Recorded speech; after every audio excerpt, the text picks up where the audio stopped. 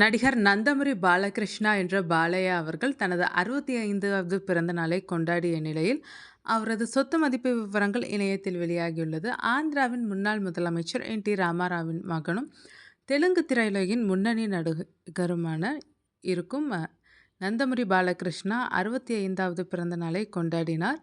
Telugu திரையுலகின் super ஸ்டாரான இவர் நடிகர், தயாரிப்பாளர், அரசியல்வாதி என பன்முக திறமையாளர் ஆவார். 65 வயதை கடந்த போதிலும் இளம் ஹீரோக்களுக்கு டஃப் கொடுக்கும் வகையில் ஆக்ஷன் படங்களில் நடித்து வருகிறார்.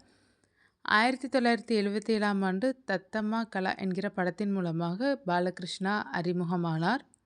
கடந்த 50 ஆண்டுகளுக்கும் மேலாக 150 படங்களுக்கு மேல் நடித்துள்ளார். இவரது பஞ்ச் வசனம், ஆக்ஷன், சண்டை காட்சிகள், அவரின் நடிப்பு என பாலகிருஷ்ணாவிற்கு தெலுங்கில் மிகப்பெரிய ரசிகர் பட்டாளமே கொட்டி கிடக்கின்றனர். இவரது கண்ணசைவில் கார்கள் பறப்பது, உருவுதை, லாரியை புரட்டி விடுவது என்ற வீரதீர சாகசங்களை தனது படங்களில் செய்து ரசிகர்களை தன் வசமாக்கியிருக்கிறார். அதேபோல் பாலகிருஷ்ணாவின் படங்களும் வசூலில் சாதனை புரிந்து வருகின்றனர். இவரின் பல படங்கள் ரூபாய் 100 கோடி வசூலை குவித்து சாதனை புரிந்திருக்கின்றனர். நந்தமூரி பாலகிருஷ்ணா ஒரு படத்திற்கு ரூபாய் 20 முதல் 30 கோடி ரூபாய் சம்பளம் வாங்குகிறார்.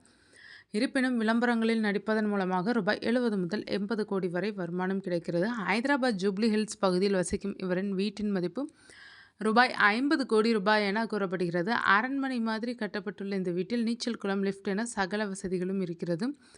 அதே பகுதியில் மிகப்பெரிய மேன்ஷன் ஒன்றும் பாலகிருஷ்ணாவுக்கு சொந்தமாக உள்ளது. மேலும் சில இடங்களில் சொந்தமாக வீடுகளும் உள்ளது. இது மட்டுமல்லாமல் பல இடங்களில் நிலங்களும் பண்ணை வீடுகளும் சொந்தமாக உள்ளது. பாலகிருஷ்ணாவிற்கு ரூபாய் 450 கோடி வரை சொத்துக்கள் இருப்பதாக தெலுங்கு மீடியாக்கள் தகவல் வெளியிட்டுள்ளனர். மேலும் அவரிடம் 6 கிலோ அளவிற்கு தங்க நகைகளும், 156 கிலோ வெள்ளியும், 580 கேரட் வைரமும் சொத்தாக இருப்பதாக தெலுங்கு மீடியாக்களில் தகவல்கள் வெளியாகியுள்ளனர். இது மட்டுமல்லாமல் 2 கோடி மதிப்பிலான BMW 7 series, Porsche, Panamera, Benz, Range Rover போன்ற கார்கள் வைத்துள்ளாராம். பாலகிருஷ்ணா மீது அடிக்கடி சர்ச்சைகள் எழுந்தாலும் அவருக்கு ஆந்திரா மற்றும் தெலுங்கானாவில் மிகப்பெரிய செல்வாக்கு உள்ளது. அவரின் 65வது பிறந்தநாளை முன்னிட்டு அவர் நடித்து வரும் அகாண்டா 2 திரைப்படத்தின் டீசர் தற்போது வெளியாகியுள்ளது.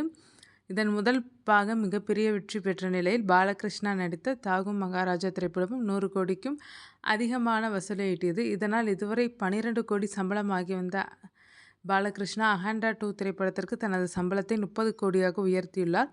மற்ற நடிகர்களை ஒப்பிடும் பொழுது குறைந்த சம்பளமே வாங்கினாலும் கோடிக்கணக்கில் சொத்துக்களை கொண்ட நடிகராக பாலகிருஷ்ணா வலம் வருகிறார். பாலையாவின் தந்தை என்.டி. ராமாராவ் சினிமா, அரசியல் என இரண்டிலும் கோலோச்சியவர். அவருக்கு பிறகு அவரின் பல விஷயங்களை பாலையா அக்கறையாக இப்போது கவனித்துக் கொள்கிறார். பாலையா சட்டமன்ற உறுப்பினராக இருக்கும் ஹிந்துப்பூர் தொகுதியில் லோபாக்ஷி திருவிழா நடைபெறும். என்.டி.ஆர். இருந்தபோது வருடாந்தோறும் அங்கு சென்று கிருஷ்ணர் வேடமிடுவார். என்.டி.ஆருக்கு பிறகு இது பாலையாவும் தொடர்ந்து வருகிறார். வருடந்தோறும் திருவிழா நாட்களில் பாலையா தவறாமல் அட்டெண்டன்ஸ் போட்டு விடுவார். மேலும் என்.டி. ராமாராவின் முதல் மனைவி தாரகம் கடந்த 1985ஆம் ஆண்டு புற்றுநோய் ஏற்பட்டு காலமானார். அவரின் மரணம் என்.டி.ஆருக்கு அழுத்தமான தாக்கத்தை உண்டாக்கியிருக்கிறது.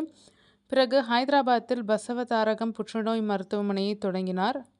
என்.டி.ஆரின் மறைவுக்கு பிறகு இப்படியான மனிதநேயமிக்க செயல்களை அந்த மருத்துவமனை மூலமாக பலருக்கும் புற்றுநோய்க்கு இலவச சிகிச்சை அளித்து வருகிறார். இன்றைய 2K கிட்ஸுகளிடம் பாலையா குறித்து கேட்டால், தெரியுமே, ஸ்லோ மோஷன் நடை போடுவார், வில்லன்களை அடித்து பறக்க விடுவார், பொது நிகழ்வுகளில் தக்காட்டுவார் என்பது போன்ற விஷயங்கள் தான் அடுக்குவார்கள். ஆனால் இதே பாலையா வெவ்வேறு பட ஜானர்களையும் தொட்டிருக்கிறார். ஆக்ஷன், வரலாற்று கதை, புராண கதை, பயோபிக், சயின்ஸ் ஃபிக்ஷன் என பல பக்கங்களிலும் களமாடியிருக்கிறார். சொல்லப்போனால் இந்தியாவின் முதல் டைம் டிராவல் படத்தை டோலிவுட்டில் தான் எடுத்தார்கள். அப்படத்தை இயக்குனர் சிங்கீதம் ஸ்ரீனிவாச ராவ் எடுத்திருந்தார். இதில் நம்முடைய பாலையா தான் கதாநாயகன். அப்படியான படங்களிலும் நடித்து டோலிவுட்டில் தூள் காட்டியிருக்கிறார். ரசிகர்கள் நம்மிடமிருந்து என்ன எதிர்பார்க்கிறார்கள் என்பதை கணிப்பதில் பாலையா கில்லாடி. அப்படி மக்களின் எதிர்பார்ப்புக்கு ஏற்ப தன்னுடைய படங்களை அமைத்தார். ஆனால் 2001ஆம் ஆண்டிற்கு பிறகு மக்கள் எதிர்பார்த்த மாதிரியான ஹிட் படங்கள் எவையும் பாலையாவுக்கு அமையவில்லை. தொடர்ந்து பல்வேறு படங்களில் பாலையா நடித்து பார்த்தார். ஆனால் அதில் சில படங்களை தவிர பல படங்கள் திரையரங்குகளில் சோபிக்கவில்லை. இப்படியான தொடர் போராட்டங்களுக்கு பிறகுதான் ஹிட் காம்போவான பயப்பட்டி சீனு பாலையா கூட்டணி அமைந்தது. இந்த கூட்டணியின் வெற்றி கணக்கு இன்றும் மிஸ் ஆனது கிடையாது. 2010ஆம் ஆண்டு இந்த கூட்டணியின் முதல் திரைப்படமான சிம்ஹா திரைப்படம் வெளியாகி பாலையாவின் கம்பேக் படமாக மிளர்ந்தது. சிம்ஹா படத்தின் வெற்றியை தொடர்ந்து மீண்டும் போயபட்டி சீனுவுடன் கூட்டணி அமைத்தார். பாலையா கணித்தது போலவே அவர் போட்ட கணக்கு சரியாக கிளிக் அடித்தது. சொல்லப்போனால் பாலையாவின் மாஸ் இமேஜை கூட்டியதில் போயபட்டி சீனுவுக்கு முக்கியமானதொரு பங்கு இருக்கிறது. அதனாலேயே இவர் மீது பாலையாவுக்கு அதிக அளவில் அன்புண்டு. பாலையா போயபட்டி சீனு வரிசையில் டோலிவுட் இயக்குநர்கள் கொண்டண்ட ரெட்டி, கோடி ராமகிருஷ்ணா ஆகியோரும் இடம்பெறுவார்கள். பாலையாவின் சினிமா கேரியரில் மேஜிக் கூட்டியவர்களில் இவர்களும் முக்கியமானவர்கள். கொண்டன் ரெட்டியும் பாலையாவும் கூட்டணி அமைத்து இதுவரை 13 படங்கள் கொடுத்திருக்கின்றனர். இதில் 9 படங்கள் பெரும் வெற்றியை பெற்றன. அதுபோல கோடி ராமகிருஷ்ணாவும் 7 முறை இணைந்திருக்கிறார். அதில் 6 படங்கள் பிளாக்பஸ்டர் அடித்தனர். இவர்களையெல்லாம் பாலையாவின் சினிமா கேரியரின் கேம் சேஞ்சர்ஸ் என்றே சொல்லலாம்.